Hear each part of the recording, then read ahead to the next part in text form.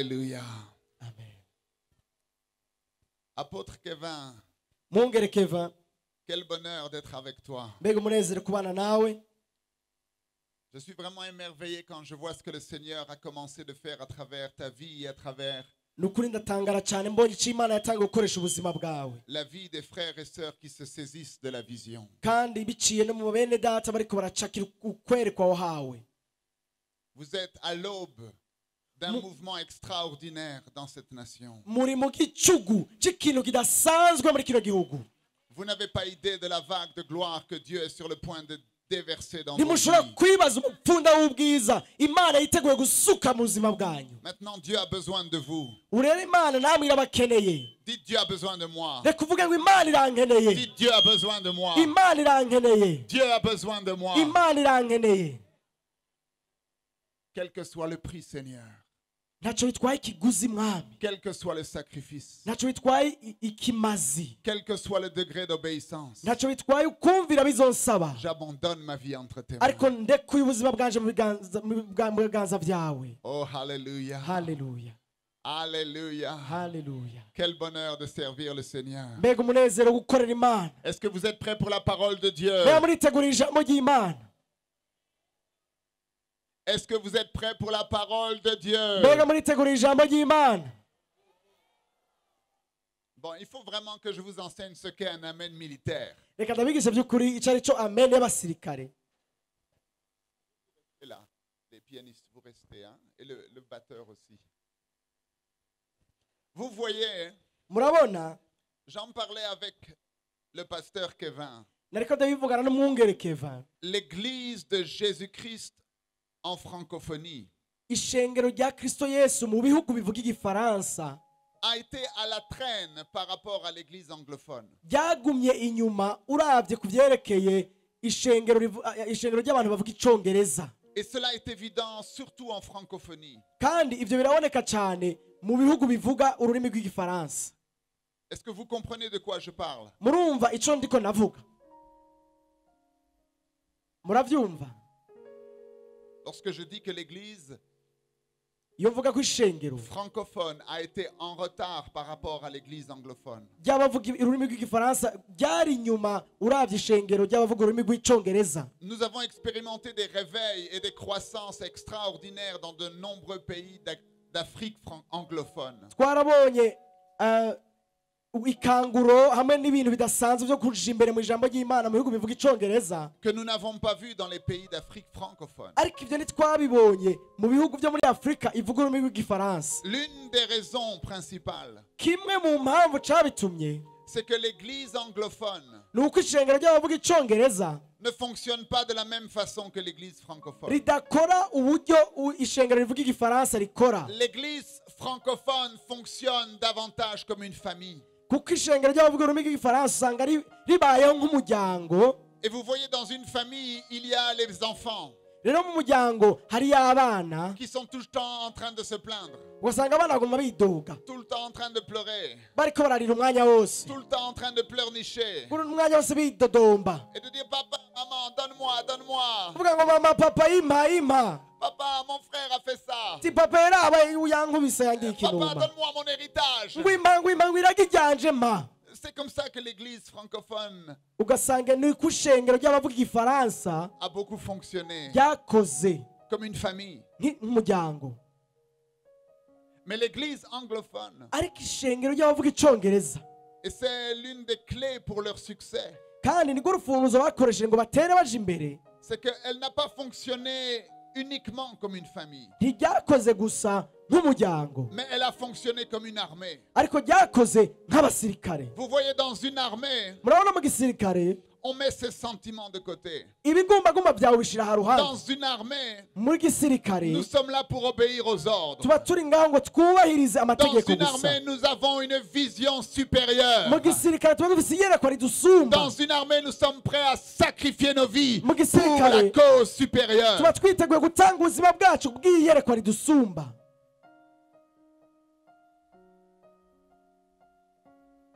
Combien d'entre vous savez que nous sommes dans une guerre Ni bangahe bazi muri mwebwe ko turi mu ntambara? contre le diable et les puissances des ténèbres? Mu ntambara turwanya umwijima na Satani. Notre combat n'est pas contre la chair et le sang. kuko intambara yacu si iyo kurwanya umubiri n'amaraso. Notre combat n'est pas contre notre voisin, notre voisine. Intambara yacu si iyo kurwanya uwo tubana. Notre voisin ne sont pas contre les autorités de cette nation. Ababanyi bacu ntibagwanya cyangwa ntitwo turagwanya ubutegetsi bw'iki gihugu. Nous prions pour les autorités de Kuko notre nation. turasengera abarongoye igihugu. Ils font de leur mieux. Bakora ibyo bashoboye. Et nous n'élevons pas la voix pour les critiquer. Kandi ntitwugurura akanwa ngo tuduze ijwi tubakritike cyangwa tubavuge nabi. Mais au contraire, nous prions pour que Dieu leur donne la force. Ariko ahubwo turabasengera ngo Imana ibahe inkomezi. Nous prions pour que Dieu leur donne la sagesse. Turabasengera ngo Imana ibahe ubwenge. Nous prions pour que Dieu leur donne la crainte de l'Éternel. Turabasengera ngo Imana ibahe ukwitinya. Ce n'est pas contre eux que nous combattons. Ntitugwanya bo. Notre combat, Intambara yacu il n'est pas dans le monde naturel. si muri iyi si tubonesha amaso. Il est dans le monde Ariko ni spirituel. mu isi muhemu. Nous ne combattons pas contre la chair et le sang, Ntitugwanya inyama mais n'amaraso. contre les esprits méchants dans les lieux célestes. Ariko tugwanya muhemu mbi mu kirere. Contre le prince de la puissance de l'air. Tukagwanya uganje ikirere. Contre les autorités et les dominations. Tukagwanya abaganza ikirere.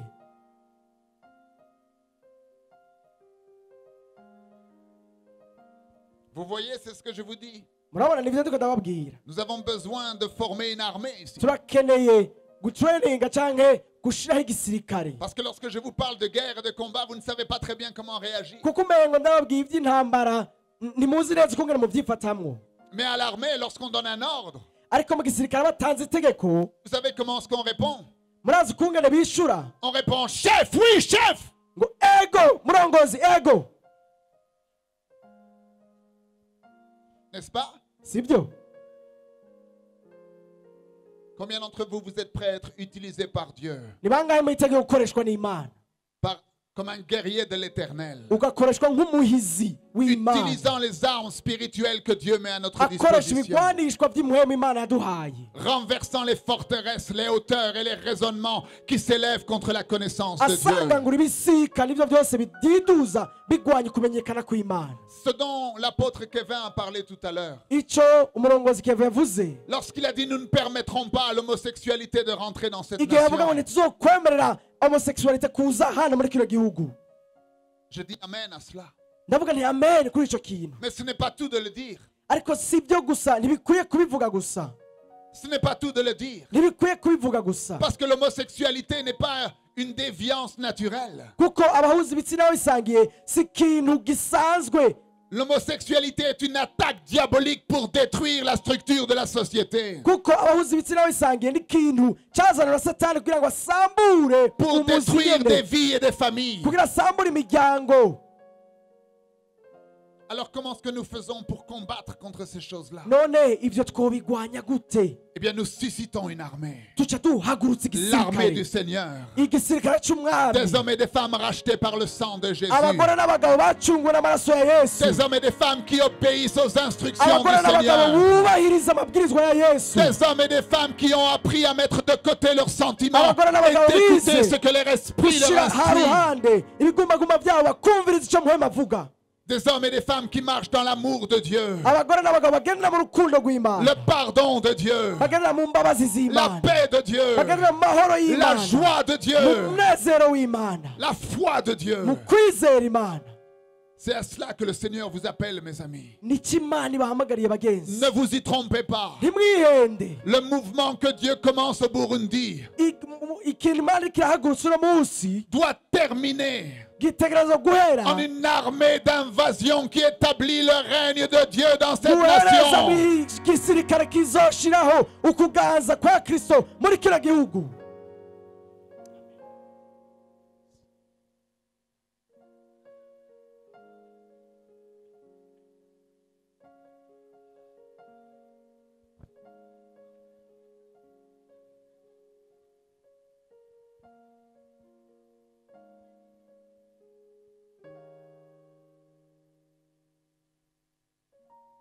Vous devriez décider une bonne fois pour toutes. Mwategerezwa guca mufata ingingo rimwe rizima uno munsi. Vous voyez, Dieu dit que Murabona Imana iravuga ngo si tu obéis au Seigneur, niwubaha ukumvira Imana, si tu soumets ta vie au Seigneur, niwacisha bugufi ubuzima bwawe munsi y'uburongozi bw'umwami, il te fera manger ngo azoguha kurya les richesses du pays.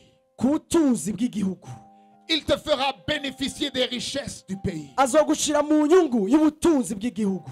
De quelle richesse? Ubwo butunzi ni ubuhe? Ubutunzi ubuhe? De quelle richesse? Ubutunzi ubuhe? Les richesses de votre pays. Ubutunzi bwo muri kino gihugu, Toutes les richesses dont vous avez besoin, peuple du Burundi, ubutunzi bwose mukeneye mwahanga ry'i Burundi se trouvent dans cette nation. buri ngaha muri kino gihugu. Arrêtez de regarder vers l'extérieur. Reka kuraba hanze, Arrêtez de croire que un monde meilleur se trouve en Europe ou aux reka États-Unis. kureka kwiyumvira ngo ubyiza biri Buraya canke muri Amerika. Ce n'est pas le cas, mes amis. Sivyo, Si Dieu vous a fait naître Burundi, niba Imana yakubutumye uvuka ngaha mu c'est Burundi afin que vous bénissiez le Burundi. kugira ngo muhezagire Burundi, C'est afin que vous transformiez cette nation. kugira ngo muhindure kino gihugu, C'est afin que vous ayez un impact éternel sur les hommes et les femmes qui vivent dans cette mugire nation. ico mukoze ku bagore n'abagabo baba muri kino gihugu mu bihe bitazoshira.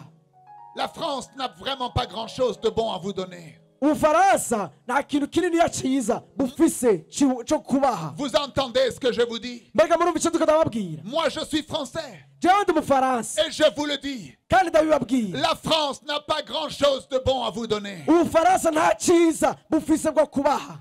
Lorsque vous regardez la télévision Iyo kuraba televiziyo et que vous laissez ces informations, ces nouvelles qui viennent de la France ukareka ayo makuru, ibyo bintu biva mu Bufaransa bikaza kuri wewe, envahir votre vie, bikuzura ubuzima bwawe, envahir votre maison, bikuzura inzu yawe, envahir votre communauté, bikuzura mu kibano cawe, vous ne vous faites pas du bien. nta ciza uba uriko urarazana. Je suis là pour vous dire Jewe ndi ngaha ngo que ndakubwira le précieux trésor que Dieu a fait naître dans vos cœurs yuko itunga rikomeye Imana yavukije mu mitima yanyu vaut mieux que toutes les richesses et tous les trésors que vous pouvez trouver en France. ubundi butunzi n'ibindi byose wosanga mu Bufaransa. Gardez-le précieusement. Reka muyicungere. Est-ce que je peux avoir un amen militaire dans cet Mbega endroit? amen y'igisirikare.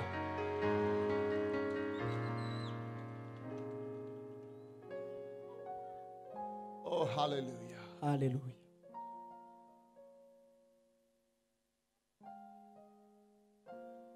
Déclarons ensemble. Reka twaturane hamwe Car je n'ai pas honte ngo kuko ntategwa isoni. Reka twature kuko ntategwa isoni cyane, kuko ntategwa isoni.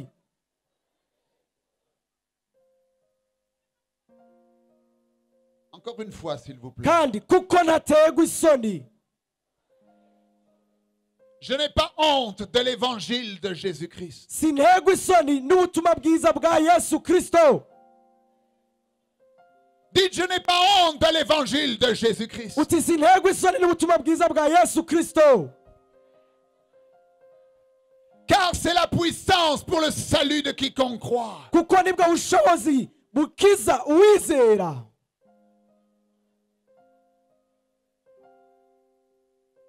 J'étais dans un temps de prière il y a quelques instants. Nariko ndasenga heza umwanya, Et l'Esprit du Seigneur m'a parlé. mpwemu w'Imana aravugana nanje. Et il m'a dit, Marc, vous entrez dans un temps de transition. Arambwira ati Mark, mwinjiye mu gihe cyo kujabuka.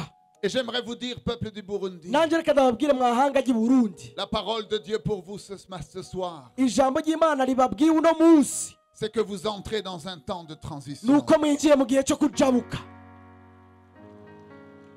Attendez-vous à recevoir de nouvelles instructions de la part du Père. Mwitege guhabwa na data amategeko mashasha n'amabwirizwa mashasha. Attendez-vous à recevoir de nouvelles instructions de la part du Père. Mwitege kwakira amabwirizwa mashasha avuye kwa data. C'est pourquoi il est tellement important que vous vous nourrissiez de la parole de Dieu. Nico gituma bihambaye cyane kwakira ijambo ry'Imana mukarifungura. Car Dieu parle toujours par sa parole. Kuko Imana yamivugisha ijambo ryayo. Afin que vous connaissiez l'ordre de marche. Kugira ngo mumenye ukungene mwigenza. Il faut que vous soyez abreuvé de la parole de Birasaba Dieu. ko mwanyoye ijambo.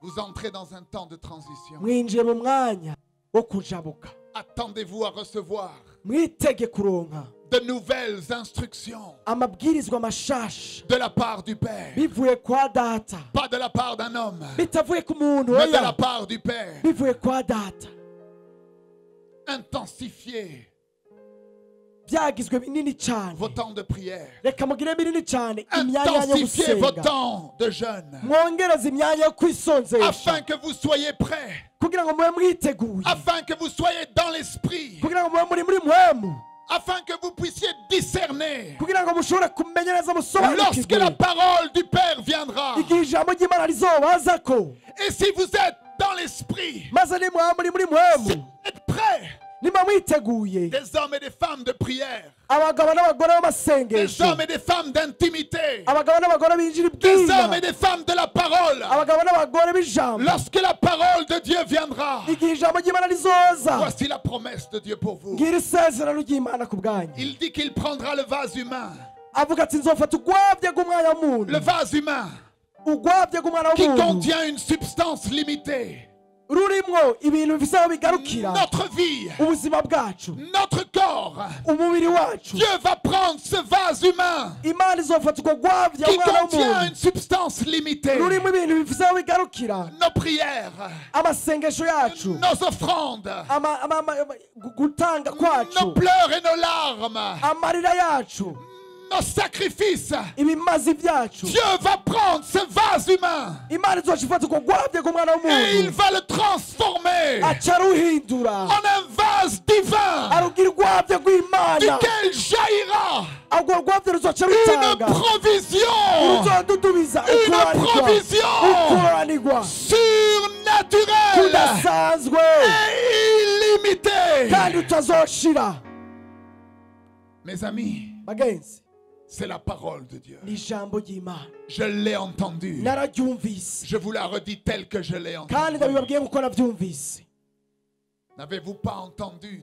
mbega ntimwumvise N'avez-vous pas lu dans la parole ntimwasomye mu ijambo que la gloire de la dernière maison yuko icyubahiro cy'inzu ya kabiri sera plus grande que la gloire de la kizoba ari première kinini maison? cyane kurusha icyubahiro cy'inzu ya mbere Mes amis, Jésus-Christ revient bientôt. bagenzi yesu kirisito aragaruka vuba Ne vous laissez pas endormir. rero ntimureke ngo musinzire Le retour de Jésus-Christ est imminent yesu ari hafi pour enlever son église. kugira ngo ajyane icengero Mais ne ryiwe pensez pas un seul ariko instant ntiwiyumvire na rimwe que le retour de Jésus-Christ se yuko kuza fera kwa yesu en cachette.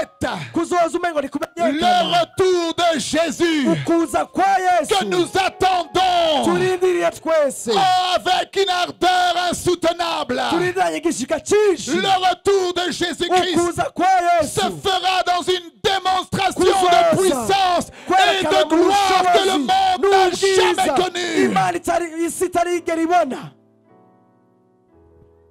Vous aimeriez revivre les miracles du Nouveau Testament. mwaba mwifuza kubamo muri bya bitangaza by'isezerano rishasha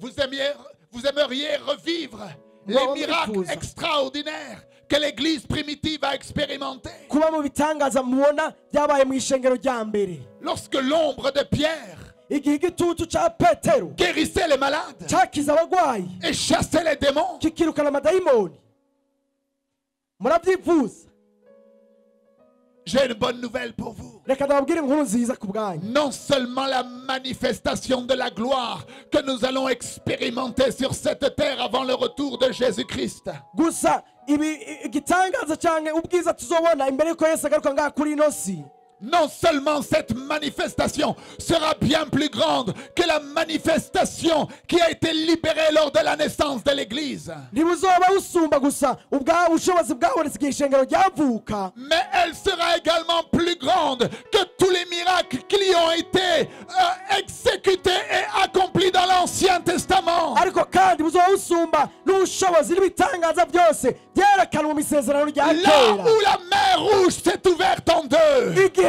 ikiyaga gitukura cyuguruka là où le bakuriye, feu du ciel est tombé, igihe umuriro wamanuka uvuye mu ijuru, là où la gloire de Dieu a ouvert la terre pour punir les impies. igihe ubushobozi bw'Imana bwugurura isi, imisi ikamira La gloire abanyabyaha. de la dernière maison, mes amis. ubwiza bw'inzu ya kabiri sera infiniment plus grande buzoba busumba que cyane la gloire de la première maison. ubwiza bw'inzu ya mbere. Mais pour cela, Ariko ku bw'ibyo Dieu a besoin d'un peuple.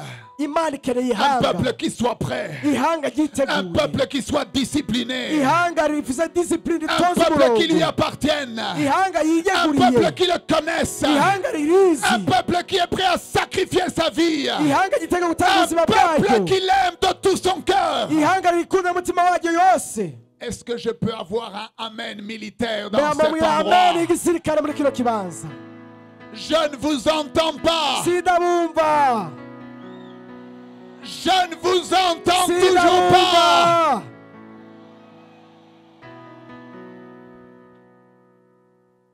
Au commencement, la parole. Mu itanguriro hari ijambo, N'oubliez jamais ces paroles. ntimwigire mwibagire aya majambo. Au commencement, Mu itanguriro la parole. ijambo, La parole avec Dieu. ijambo kumwe n'Imana, La parole Dieu. jambo yari Imana. Tout ce qui a été créé Ibyaremwe byose a été créé par la parole. byaremwe n'ijambo. Rien de ce qui n'a été créé Nta na kimwe cyaremwe n'a été créé sans la parole. kitaremwe n'ijambo.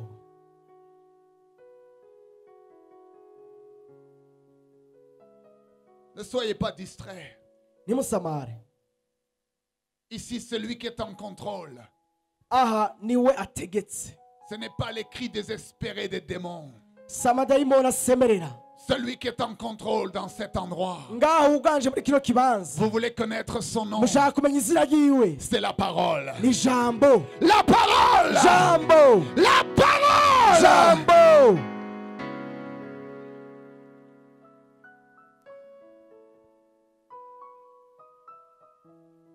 Et la parole a été faite chair. Amajambo yigira umuntu, Elle est venue parmi nous. aza hagati yacu muri twe, Elle s'est dépouillée. yiyambura ubumana bwayo, Elle s'est rendue tel un serviteur.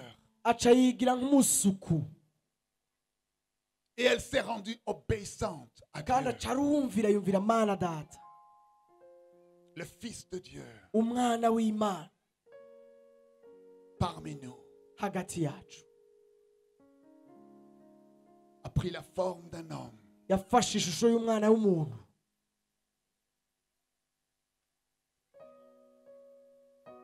Et il a demeuré parmi nous. aca abana natwe. Au commencement, Mu itanguriro, mes amis, mu itanguriro ntango ya avant que le byose, ciel et la terre n'existent, imbere y'uko isi n'ijuru bibaho, avant que le diable n'existe, imbere y'uko na Satani abaho, avant que les êtres humains n'existent, imbere y'uko abana b'abantu babaho, au commencement, Dieu. mu itanguriro Imana.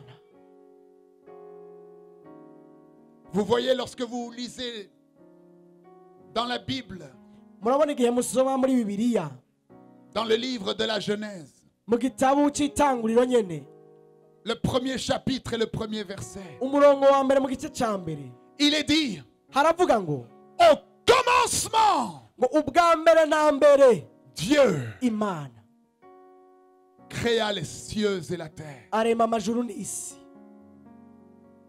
Au commencement, Ubwa mbere na mbere Dieu a créé les cieux Imana yaremye amajuru n'isi, et il a créé la terre. yaremye n'isi. Au commencement, Ubwa mbere na mbere Dieu le créateur de toutes choses Imana muremyi wa byose a créé. yaremye, Il a créé l'armée des cieux. yaremye igisirikare cyo mu ijuru. C'est Dieu qui a créé l'armée des Ni cieux. Imana yaremye igisirikare cy'ijuru, Les anges, abamarayika, les autorités, les dominations. abaganza n'abakuru, C'est Dieu qui les a créés. ni Imana yabaremye. Il est Dieu. niwe mana Il n'y en a pas d'autre. nta yindi mana iriho Il est l'Éternel. niwe uhoraho Il est le Créateur. niwe muremyi Au commencement, Dieu créa les cieux et la terre. ubwa mbere na mbere imana irema amajuru n'isi Sur cette terre, il n'y avait pas encore d'hommes et de femmes. kuri ino si nta bagabo nta bagore bari Il a bahari créé l'armée des cieux, les anges. acarema igisirikare cy'ijuru abiri wa marayika Et il a créé la terre. acarema n'isi Cette terre sur laquelle nous vivons iyi si aujourd'hui. tuba kuno munsi Et il a donné acatanga le gouvernement de cette terre uburongozi bw'iyi si à un ange qui était très puissant. abuha umumarayika arakomeye cyane Son nom était Lucifer. yari yitwa rusiferi Dieu lui a donné de régner sur cette terre. imana ikimwa kuganza kuri ino si Lucifer avait en charge un tiers des anges. rusiferi kandi yatwara icya gatatu cy'abamarayika bose b'imana Et il avait en charge une espèce spirituelle que nous appelons aujourd'hui les démons. kandi yari arongoye abantu uno munsi bitwa abadayimoni Et le royaume de Lucifer était sur cette terre. kandi ubwami bwa rusiferi bwari kuri ino si La Bible dit que c'était un ange merveilleux, d'une beauté extraordinaire. bibiri itubwira ngo uwo rusiferi yari umumarayika mwiza cyane w'ubwiza butangaje C'était un archange protecteur, la Bible dit. yari umumarayika mukuru w'umurinzi Et il était en charge d'un tiers des anges. kandi yari arongoye icya gatatu cy'abamarayika bose Et il b'imana était en charge de cette race d'êtres que nous appelons aujourd'hui les démons. kandi yari arongoye ibyo biremwa twita uno munsi amadayimoni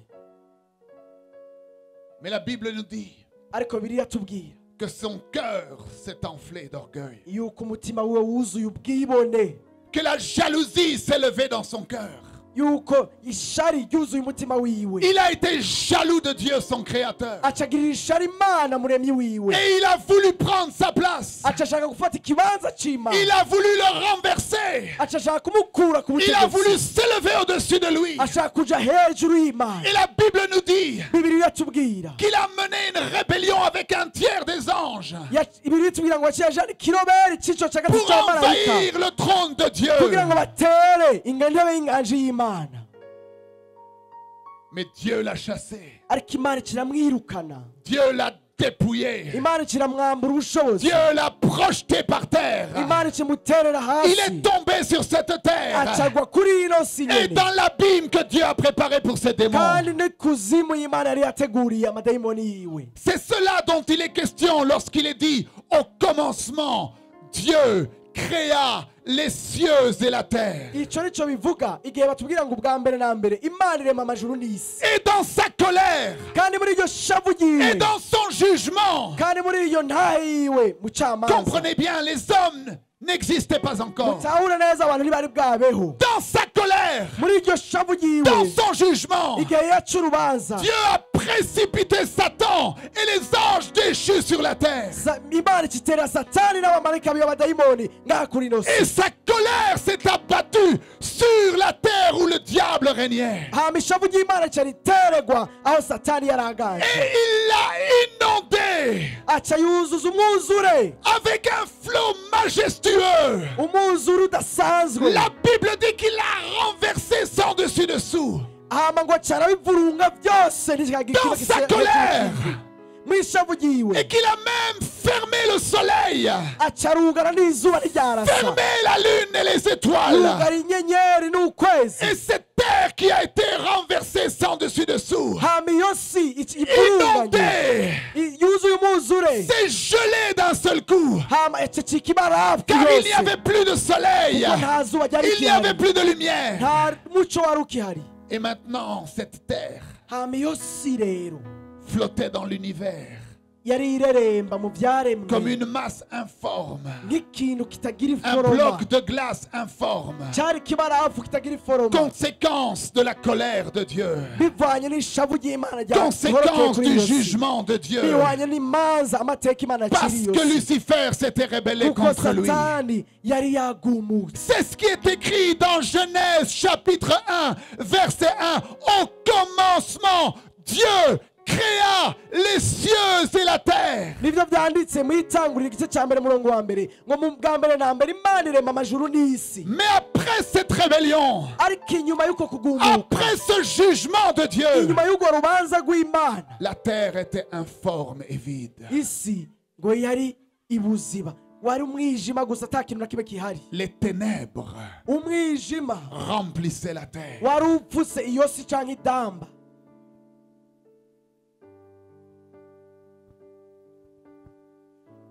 Peut-être des millions, kumbura amamiliyoni peut-être davantage cyangwa abarenga d'années se sont écoulées cyangwa imyaka irenga amamiliyoni yaraheze, où la colère de Dieu igihe ishavu ry'Imana s'est exprimée. ryari ryagaragaye. Mais au chapitre 3, ariko ku gice cya gatatu c'est l'heure du renouvellement. haca haza isubizwa itoto, C'est l'heure de la restauration. n'igihe yasubira kwirugwa. Il est dit que l'Esprit de Dieu baca bavuga ngo se mouvait à la surface des eaux. yagendagenda hejuru y'idamba. Et Dieu dit, hama Imana iravuga ngo et Dieu dit Imana iravuga ngo que la lumière soit. umucyo Et la ube, lumière fut hama umucyo urabaho, la restauration. kwirugwa. Et vous connaissez l'histoire. kandi murazi ukungene byagenze, Comment en 7 jours, ukungene mu minsi indwi Dieu a restauré. Imana yasubije itoto. Et le 6e jour, kandi umunsi wa gatandatu il dit créons l'homme ikiravuga ngo tureme umuntu à notre image. ase natwe. Vous voyez, lorsqu'il a créé Lucifer, murabona igihe yarema, lorsqu'il a Lucifer, créé l'armée des cieux, igihe yarema les ingabo anges, z'ijuru, les abamarayika, démons, abadayimoni, il ne les a pas créés à son image. ntiyabaremye mu ishusho yayo. Mais lorsqu'il s'en était question de créer l'homme et la femme, ariko igihe yashaka kurema umugabo n'umugore, Dieu avait un plan différent. Imana yari ifite umugambi Il a dit utandukanye. créons l'homme à notre image. ikiravuga ngo tureme umuntu mu ishusho yacu. Mes amis, je suis là pour vous dire ndababwira abagenzi que vous et moi, yuko nous nanjye sommes créés twaremwe à l'image du Dieu Tout-Puissant. mu ishusho y'Imana mushobora byose. Il y a quelque chose en nous hari ikintu muri twebwe de divin. cy'Imana, Il y a quelque chose en nous hari ikintu muri twebwe d'éternel. cy'ibihe bitazoshira. C'est pourquoi Dieu lui-même dit nicyo gituma Imana yonyine qu'il yivugira a placé dans le cœur de chacun d'entre nous yuko yashyize mu mutima w'umwe muri twebwe la pensée de l'éternité. ibyiyumviro by'ibihe La bitazoshira. pensée de l'éternité. ibyiyumviro by'ibihe C'est pourquoi bitazoshira. alors que vous entendez mes paroles, nicyo gituma muri kumwe n'umwe il y a amajambo, quelque chose en vous qui tourne hari ikintu kizunguruka et qui muri est en train de mwebwe vous dire, kikababwira si seulement je pouvais connaître ce Dieu, wiyaba nashobora kumenya iyo si Mana, seulement je pouvais le connaître. wiyaba nashobora kumenya iyo J'ai une Mana. bonne nouvelle pour vous, mes ndagufitiye amis. ubutumwa bwiza Il y mwene a un data. moyen pour vous hariho uburyo, de connaître ce hariho Dieu, inzira yo kumenya iyo de Mana, connaître le Créateur, kumenya uwo muremyi, de connaître la parole de Dieu. kumenya iyo jambo ry'Imana. Oh, Alléluia. Ouvrez grand votre cœur. mwugurura umutima wanyu, Ouvrez grand votre cœur. mwugurura umutima wanyu. Maintenant, lorsque Dieu a créé Adam et Ève, igihe rero Imana yarema Adamu na Eva, il leur a dit, Adam et Ève, aca arababwira ngo Adamu na Eva, je vous donne la terre. ndabahaye isi, Je veux que vous régniez sur cette terre. shaka muganze kuri ino si, Je veux que vous remplissiez la terre. shaka muyuzuze, Je veux que vous régniez sur le règne animal. shaka muganze ibikoko, Et je vous place dans un jardin. kandi ndabashize mu itongo, Et dans ce jardin, il y a des arbres avec des fruits. kandi muri iryo tongo hari ivyamwa Vous pouvez biriyo, manger de tous les fruits de tous les murashobora kurya arbres. ivyamwa byose mwipfuza. Mais il y a un arbre. hariho hari igiti kimwe, Il y a un arbre hari igiti kimwe duquel vous ne pouvez pas manger le fruit. mudashobora kurya ivyamwa vyacu, Parce que le jour où vous mangerez, kuko umunsi mwabiriye vous mourrez. muzoca mupfa.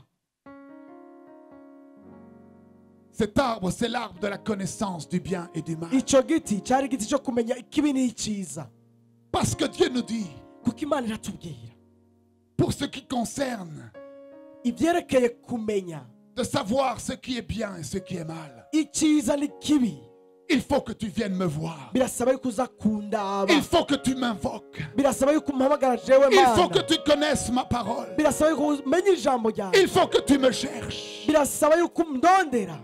Et vous connaissez l'histoire kandi murazi kungene vyagenze tragique de l'humanité. bibabaje by'abana b'abantu. Le diable, satani qui était sans puissance, ata bushobozi yari afise mais rusé, ariko afise amayeri a séduit Ève.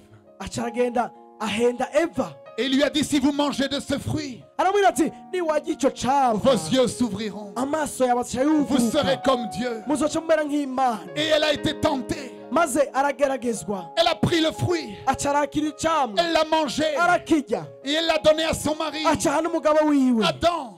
adamu Et Adam a pris aussi le fruit. adamu nawe arakira icamwa Il s'est rebellé contre Dieu. baca baba abagumutsi imbere y'imana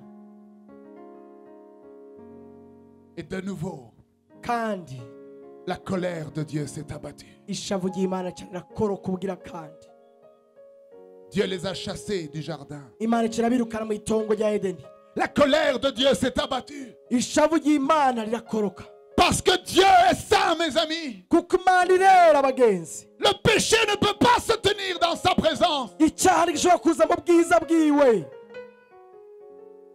Et donc la colère de Dieu a dû s'abattre sur Adam et Ève. ishavu ry'imana rero ritegerezwa kuza kuri adamu na eva Et en s'abattant sur Adam et Ève, elle s'est abattue sur l'humanité tout entière. kandi ishavu ry'imana mu kuza kuri adamu na eva ryaje ku baremwe bose Parce que nous étions tous en Adam et Ève. kuko twese tutaravuka twari muri adamu na eva De la même façon que mon petit-fils, nk'uko nyine umwuzukuru wanje avant qu'il ne naisse, igihe atari bwavuke il était dans les reins de son père. yari mu mafyigo ya se Et que son père était dans mes reins. nawe se yari mu mafyigo Et yanje que moi j'étais dans les reins de mon grand-père. nanjye nari mu mafyigo ya data na sokuru Tous, bose nous étions en Adam. twese twari muri adamu Et tous, kandi twese nous avons hérité du péché. twaciye turonka iragi ry'icyaha Tous aux yeux de Dieu, twese mu maso y'imana nous sommes pécheurs. turi abanyabyaha Et tous, nous sommes privés de la gloire de kandi Dieu. twese ntitwemerewe kwinjira mu bwiza bwawe Car il n'y en a pas un seul kuko nta n'umwe qui soit sans péché. atakoze icyaha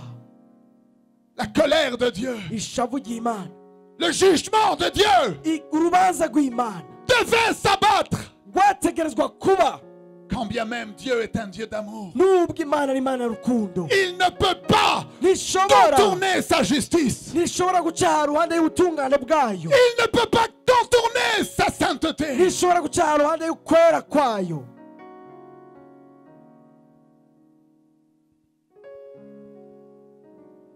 Mais rappelez-vous, ariko mwibuke lorsque Dieu a créé l'armée des cieux, igihe imana yarema igisirikare cy'ijuru il ne les a pas créés à l'image de Dieu. ntiyabaremye mu ishusho yayo Par contre, nous, ariko twebwe Dieu nous a créés à son imana image. yaturemye mu ishusho yayo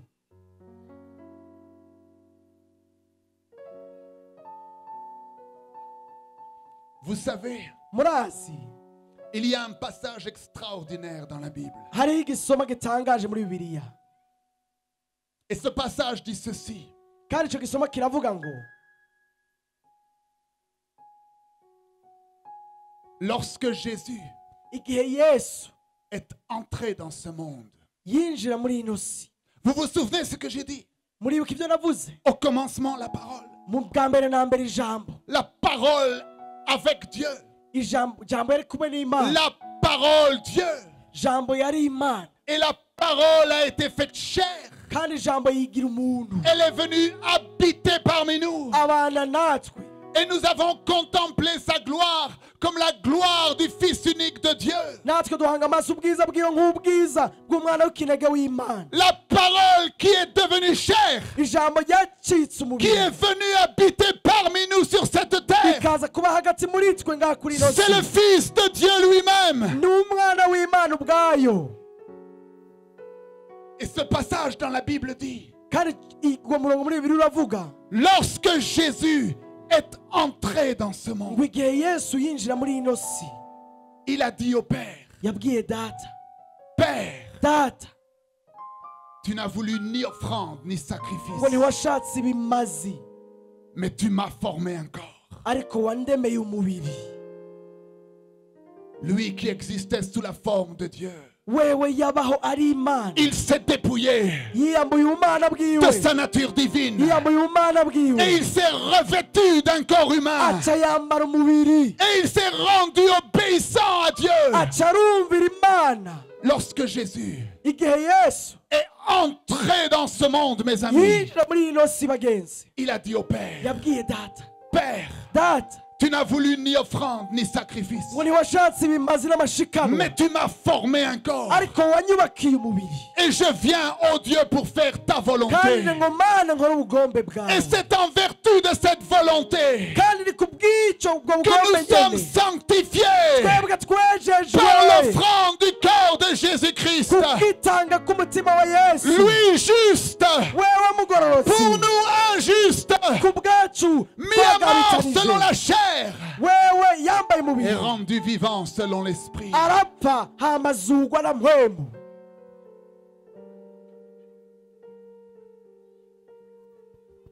Vous voyez, mes amis, Murabona bagenzi,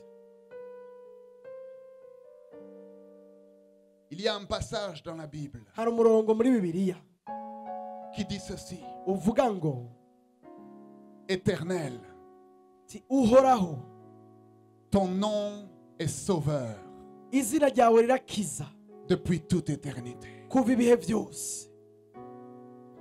Le nom de votre Dieu et de mon Dieu, mes amis. Izina ry'Imana yawe ry'Imana yanje mugenzi Avant même que le ciel et la terre n'existent. imbere nuko isi n'ijuru biremwa Avant même que l'armée des cieux soit créée. imbere nuko igisirikare cy'ijuru Le kiremwa nom de l'Éternel, izina ry'uhoraho c'est sauveur. rirakiza. Jésus-Christ, Yesu Kristo il est l'agneau de Dieu immolé avant la fondation du monde. niwe mwagazi w'Imana yatanzweho ikimazi imbere y'uko isi iremwa. Jésus-Christ est l'agneau de Dieu immolé lorsqu'il était sur la croix. Yesu Kristo niwe mwagazi w'Imana yatanzweho ikimazi ku musaraba. Et dans le livre de l'Apocalypse, l'on voit qu'il est également l'agneau de Dieu immolé. kandi no mu byahishuriwe Yohana turabona yuko ari umwagazi w'Imana yatanzweho ikimazi. Le nom de Dieu, Izina ry'Imana depuis toute éternité, kuva ibihe byamyeho est sauveur. rirakiza. Pourquoi pensez-vous que le nom de Dieu, none mwiyumvira iki yuko depuis izina toute ry'Imana éternité, rikiza kubera iki soit rikiza sauveur kubera iki rikiza avant même que le diable n'existe, imbere nuko satani avant abaho même que le péché n'existe? imbere nuko icyaha kibaho C'est parce qu'il vous avait, ni ukubera vous, yaragufise toi, wewe il t'avait toi, yaragufise il t'avait toi, yaragufise wewe il t'avait toi, yaragufise wewe il t'avait toi, yaragufise wewe il t'avait toi yaragufise wewe dans son mu cœur. mutima wiwe mu mutima wiwe. Et au jour de la restauration, kandi umunsi wo kwirugwa il a dit, yaravuze faisons l'homme ngo reka tureme umwana à w'umuntu notre image, mu ishusho yacu, plaçons en eux reka dushire muri la bo pensée de l'éternité, ibyiyumviro by'ibihe bitazoshira, afin que quoi que ce soit kugira ngo uko bigenda kose qu'ils puissent traverser dans la vie, bashobore kurengana ubuzima ils puissent bwabo, toujours entendre ma voix qui les bashobore appelle bumva ijwi ryanje ribahamagara et qui leur disent, ribabwira même si tu as péché, nubwo wakoze icyaha, et même si la punition du péché c'est la mort, nubwo ingero y'icyaha ari urupfu, j'ai une bonne nouvelle pour toi. ndagufitiye ubutumwa bwiza. Avant le commencement, Imbere y'ibihe Jésus, Yesu le Fils de Dieu, umwana w'Imana, la parole de jambo w'Imana Dieu, est ton sauveur. niwe mukiza wawe, Et l'agneau de Dieu niwe immolé. mwagazi w'Imana Rien ne peut s'y opposer. yatanzwe, nta kintu Rien ne ushobora peut kubikuraho, s'opposer à nta kintu cela. ushobora kubyanga, Rien ne peut l'annuler. nta kintu ushobora Car cela kubikuraho, ne dépend pas de quoi que ce soit d'autre que de la volonté éternelle de notre kuko ntacyo Créateur. bivako biva ku bugombe bw'Imana gusa. Un jour, Umunsi umwe, et nous allons bientôt prier. kandi tugiye gusenga mu mwanya mutoyi, Un jour, Jésus, umunsi umwe Yesu juste avant d'aller à la croix, imbere yo kuja ku musaraba pour payer le prix de nos péchés. kugira ngo arihe ikiguzi c'ibyaha byacu. Il était dans le jardin de Gethsemane. Yari i Getsemane muri cya cibare. Priait le Père Asenga data. intensément Asenga cyane. en disant Seigneur, Avuga ati mwami. il savait que c'est pour cela qu'il était sur cette terre. Yarabizi neza ko arico yazinga kuri ino si. Il savait que c'était pour ça qu'il était envoyé par Dieu. Yarazi neza ko arico Imana yamurungikiye ngaha kuri ino si. Et il a parlé au Père. Arabwira data. Et il a dit, Père, Arabwira avuga ati data. tu vois ces disciples que tu m'as donnés. Urabona ababigishwa wampaye. Ils ont reconnu Baremeye que je suis sorti de toi. yuko navuye muri wewe. Il dit, Père, Kandi data. mes disciples, Abigishwa wampaye. ils ont reconnu, Baremeye je suis sorti de toi. ko navuye muri wewe. Ils ont reçu ma parole. Barakira ijambo ryawe. Ils ont cru que c'est toi qui m'as envoyé. Barize ko ari wowe Ils wandungitse. ont reçu mes paroles. Barakira ijambo ryawe. Mes amis, Bagenzi, lorsque Jésus est sorti du Père, igihe Yesu yava muri data, avant l'éternité des éternités, imbere y'uko ibihe n'ibihe bibaho, avant la création du monde, imbere y'uko isi iremwa, avant la création des armées des cieux, imbere y'uko igisigara cy'ijuru avant la kijaho, création de quoi que ce soit, imbere y'ikintu icyo ari cyo cyose, le Père, le Fils et le Saint-Esprit data, mwana na mpwemu yera se sont rassemblés. bose bagiye inama. Et le Père a dit, je veux une famille. Hama data aravuga ngo nshaka umuryango, Je veux une famille nshaka umuryango qui soit un en nous. umuryango uba umwe natwe, Et eux un. Et nous un en eux. natwe tube umwe muri bo.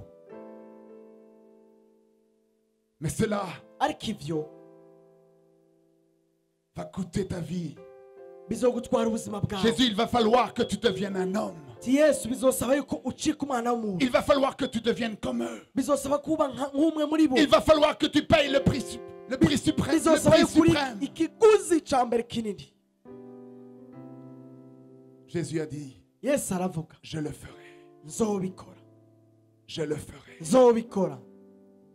C'est pourquoi Jésus-Christ, entrant dans le monde, Nico gituma Yesu Kristo mu kwinjira muri ino si a dit au Père, yabwiye data, tu n'as voulu ni offrande, ati ntiwashatse ni ibimazi, sacrifice, ntiwashatse amashikanwa, mais tu m'as formé un corps. ariko wandemeye umubiri. Et je viens, ô Dieu, Kandi naje data pour faire ta volonté. gukora ubugombe bwawe. Mes amis, Bagenzi, lorsque Jésus est sorti du Père, igihe Yesu yava muri data, lorsque Jésus est sorti du Père, igihe Yesu yava muri data,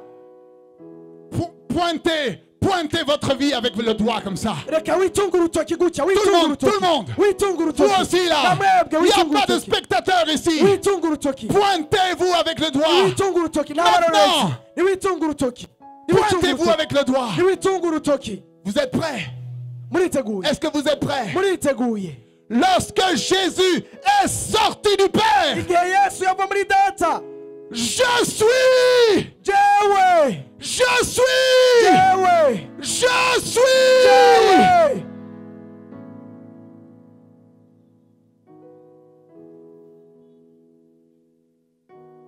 Lorsque Jésus est sorti du Père, Igihe Yesu yava muri data, je suis.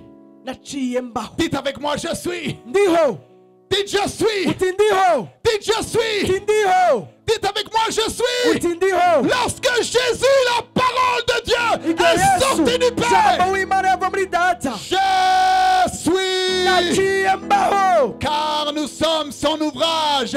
Kuko turi Nous avons été créés en Jésus-Christ twaremwe muri Yesu Kristo, avant la fondation y'uko isi du iremwa, imbere y'uko isi iremwa, monde. imbere y'uko isi iremwa. Alléluia. Hallelujah.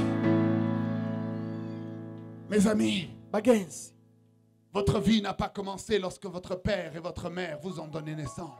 ubuzima bwawe ntibwatanguye igihe so na nyoko bakubyara. Nous sommes créés à l'image de Dieu. twe twaremwe mu ishusho y'Imana.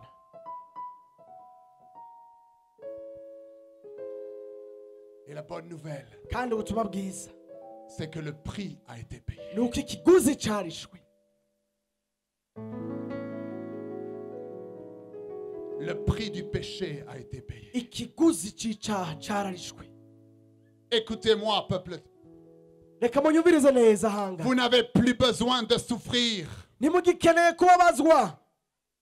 Vous n'avez plus besoin d'être l'esclave du péché. Ntimugikeneye kuba abaja b'ibyaha.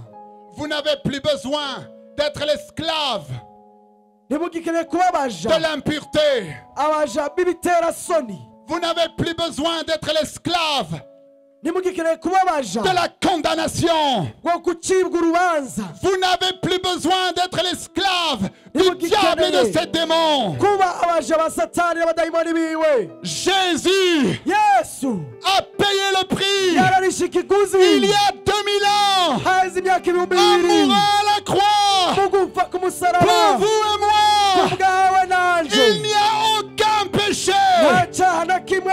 qu'il n'ait payé le prix. Atari ikiguzi. Il n'y a aucun péché Nta cyaha na kimwe. qu'il soit trop grand Cyoba ari kinini cyane. et qu'il n'ait pu pardonner. Atashoboye guharira.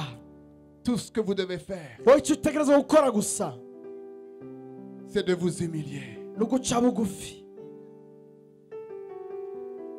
Vous voyez, Dieu vous a donné Murabona Imana yarabahaye quelque chose que seuls les êtres humains possèdent. ikintu gifiswe n'umwana w'umuntu gusa. Ça s'appelle la volonté. Byitwa ubugombe, ugushaka. Vous seuls Wewe wenyene pouvez décider ni wowe wihitiramwo de recevoir kwakira le pardon de Jésus. imbabazi za Yesu. Il est gratuit. Ni ku buntu. Il ne faut pas payer d'argent. Nta mahera utanga. Il faut juste utiliser Bisaba gusa gukoresha votre volonté ubugombe bwawe. et dire Seigneur, Ukavuga uti Mwami, lave-moi, nyoza, pardonne-moi. mbabarira, Je reçois ton pardon. ndakira imbabazi zawe. Car aujourd'hui je comprends Kandi uno munsi ndatahuye que tu m'as créé pour être dans la gloire avec toi. yuko wandemeye kuba mu bwiza kumwe nawe. Mais à cause du péché, j'ai été séparé de toi. Ariko kubw'ibyaha nari nagiye kure yawe. Mais parce que tu m'as aimé depuis toute Ariko kuko éternité, wankunze kuva ibihe bitararemwa. Jésus, Yesu, le Fils de Dieu, mwana est w'Imana, venu sur cette terre, yaraje kuri ino si. payer le prix à ma place. Kuri ikiguzi Il a été mis kubwanje. à mort à ma place. Arapfa kubwanje. Il a été mis dans le tombeau. Arahambwa. Seigneur, Mwami, je veux recevoir ce shaka pardon. kwakira izo mbabazi. Et la bonne nouvelle, Maze inkuru c'est que nziza 3 jours après sa mort, haheze iminsi itatu gusa inyuma comme en y'urupfu toute chose, rwiwe. il a été obéissant à Dieu. Kuko muri byose yarubashe data. Même dans sa mort, il était obéissant au Père. Yarubashe data Dieu aramwumvira. le Père l'a déclaré fils de Dieu Mana data aramubwira umwana avec w'Imana. puissance, Mu bushobozi. selon l'esprit de sainteté. Biciye muri mwemu Et kwera. il a ressuscité d'entre les morts. Aramuzura mu bapfuye. Et il est désormais assis à la droite de la Hama yicara majesté iburyo bwa divine. data, Et mwami. Dieu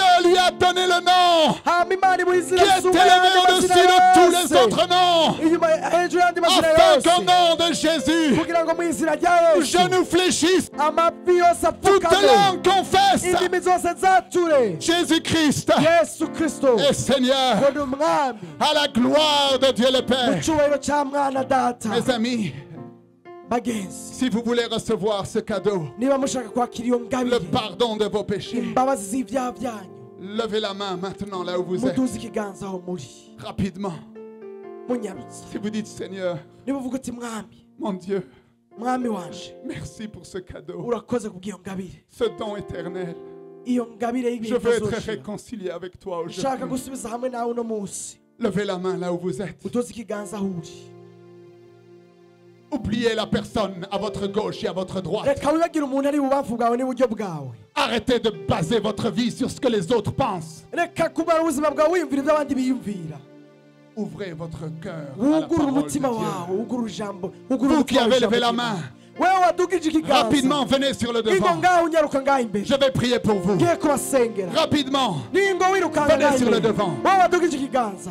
ingo ngaha imbere Vous dites, Seigneur, uravuga uti mwami je veux te demander pardon. nshaka gusaba imbabazi Seigneur, mwami je veux recevoir nshaka kwakira le cadeau de la vie éternelle. ingabire buzima bw'amaho Je veux recevoir, nshaka kwakira Seigneur, mwami le pardon qui se trouve dans le sang de Jésus. imbabazi ziri mu maraso ya yesu. Venez, mes amis. nimuze bagenzi Vous avez été créés à l'image de Dieu. mwaremwe mu ishusho y'imana Vous n'avez pas été créés pour être esclaves du péché. ntimwaremwe ngo mube abaja Vous b'icyaha avez été créés pour être libres en Jésus-Christ. mwaremwe kugira ngo mube abidegembya muri Vous yesu avez été kristo créés pour être des enfants, des hommes et des femmes de Dieu. mwaremwe kuba abagabo n'abagore b'imana Vous avez été créés pour vivre éternellement dans la présence du mwaremwe kuba ibihe Seigneur. bitazoshira mu bwiza bw'imana. Tout ce qu'il vous faut faire, icyo mukeneye gusa c'est venir à lui comme un enfant. ni ukuza kuri wo nk'umwana muto.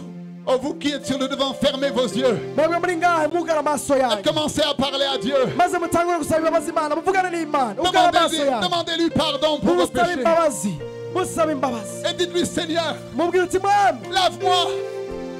Lave-moi. nyoza Lave-moi par ton sang. nyoza n'amaraso yawe Toi, mon sauveur. wowe mukiza wanje Oh, je t'ai résisté pendant tant d'années. narakurinze Mais imyaka aujourd'hui, myinshi j'abandonne ma volonté ariko entre uno tes mains. munsi ndishize mu biganza byawe Jésus, lave-moi. yesu nyoza Jésus, pardonne-moi. yesu mbabarira Jésus, sauve-moi. yesu nkiza Oh, Jésus. yesu Jésus, je t'aime. yesu ndagukunda Oh, Jésus, je t'aime. yesu ndagukunda Je décide, ndahisemo à partir d'aujourd'hui, guhera uno munsi de faire de toi yo kukugira le Seigneur de ma vie. umwami w'ubuzima Je bwanje ne déciderai plus sinzosubira guhitamo moi-même jewe nyene ce gusa qui est bien et mal. ibintu ni Mais byiza je viendrai te demander ariko nzoza kukubaza quelle est ta volonté pour ibyo ma vie. ushaka n'ibyo ugomba ku buzima bwanje. Alléluia. haleluya Oh, Alléluia. haleluya.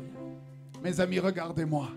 mundabe bagenzi Regardez-moi quelques mundabe instants. umurabe mumurabe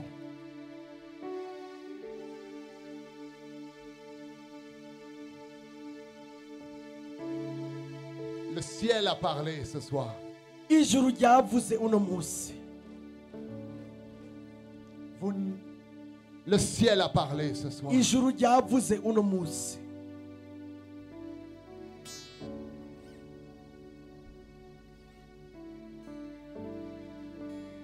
Dieu vous a parlé.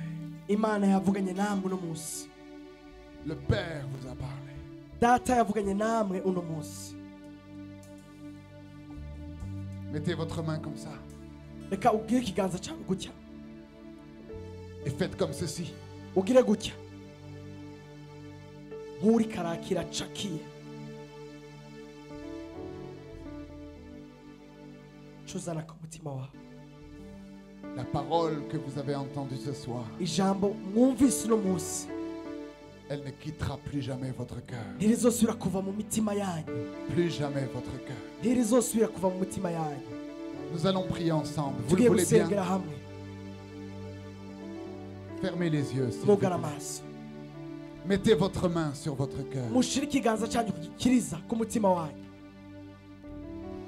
et faisons cette prière à voix haute. maze dusengere hamwe dusemerera uti mwami imana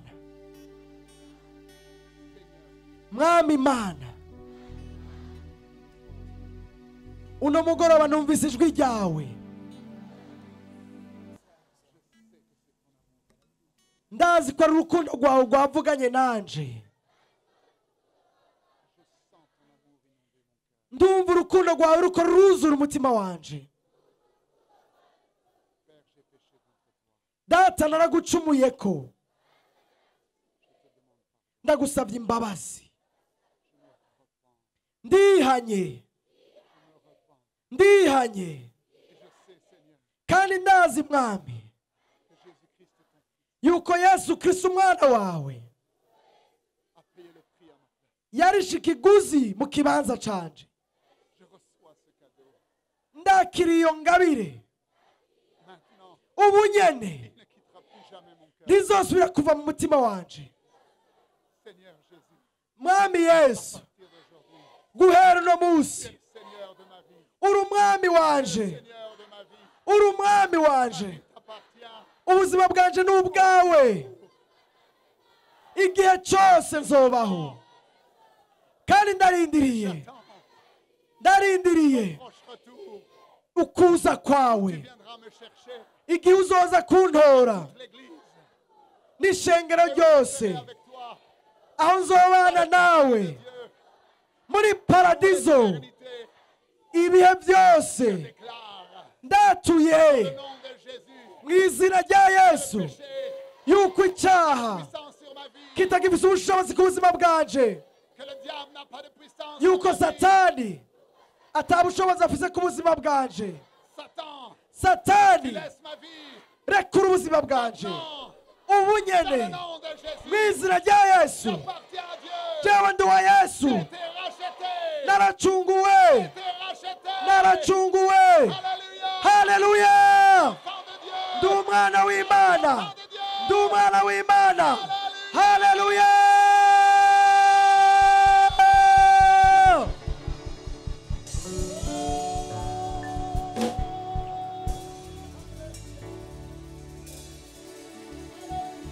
haleluya haleluya haleluya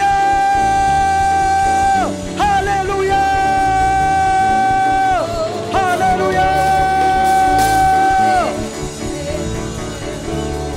haleluya haleluya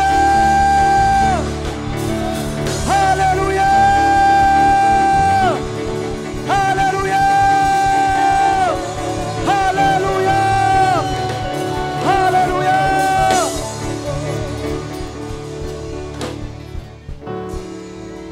Ça, mes amis, icyo rero bagenzi c'est la joie d'une âme ni umunezero w'umushaha qui a été arrachée du royaume des ténèbres uhejeje kugobotorwa mu bwami bw'umwiza et qui a été transportée dans le royaume de Dieu. ugashyirwa mu bwami bw'Imana Plus jamais, nta na rimwe plus jamais, nta na rimwe plus jamais, nta na rimwe vous ne serez esclaves du péché. ntimuzosubira kuba abaja b'icyaha Vous êtes enfants de Dieu. muri abana b'Imana Vous êtes enfants de Dieu. muri abana b'Imana Mon Dieu, tu vois cette joie.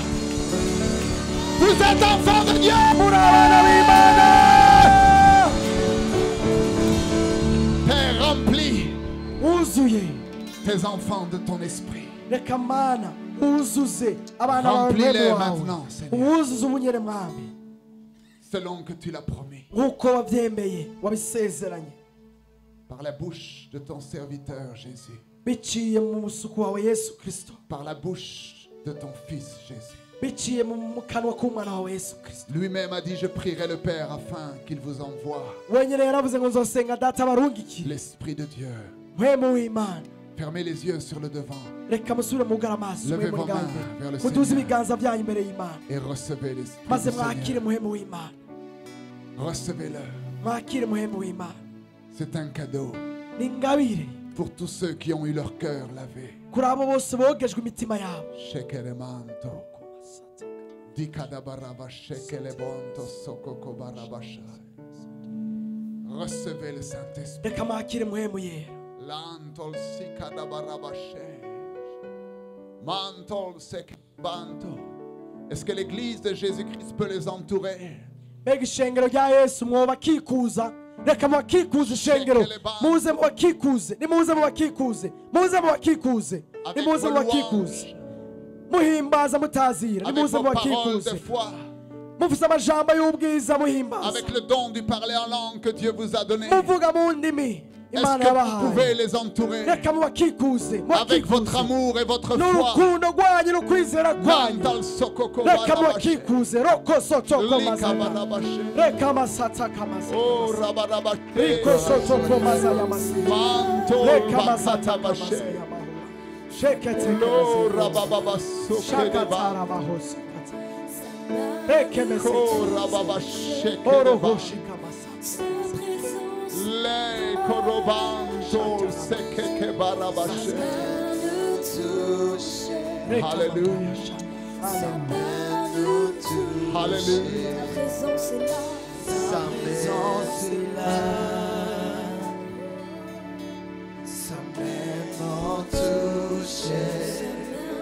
Adorons le Seigneur. reka tumuhimbaze Adorons le Seigneur. Sa présence est là. Sa main nous touche. Sa main nous touche. Sa main nous touche. Sa présence est là. Sa main nous touche. Sa main nous touche. Sa main nous touche. Sa présence est là. Sa main nous touche. Sa main nous touche. Sa main nous touche. Sa présence est